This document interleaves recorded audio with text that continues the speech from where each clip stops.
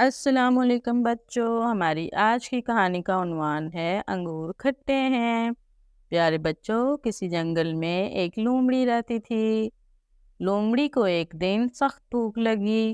وہ بھوک مٹانے کے لیے کچھ کھانے کو تلاش کر رہی تھی کہ اس کی نظر درخت پر لٹکتی انگوروں کی بیل پر پڑی۔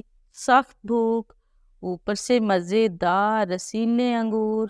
لومڑی کے منہ میں تو پانی آ گیا۔ اس نے انگور کھانے کا سوچا، مگر یہ کیا، انگور اس کی پہنچ سے بہت دور تھے۔ لومڑی نے ہار نہ مانی اور انگور حاصل کرنے کے لیے کوشش شروع کر دی۔ وہ بار بار درخت پر چڑھ کر انگور کھانے کی کوشش کرتی رہی، مگر اس میں کامیاب نہ ہو سکی۔ لومڑی کا بھوک سے برا حال تھا، اوپر سے تھکاوٹ بھی ہو گئی۔ لومڑی نے کچھ دیر آرام کیا اور دوبارہ کوششیں شروع کر دی، مگر کچھ حاصل نہ ہوا۔ آخرکار وہ یہ کہہ کر چل دی کہ انگور کھٹے ہیں، میں کھا کر گلا خراب نہیں کرنا چاہتی۔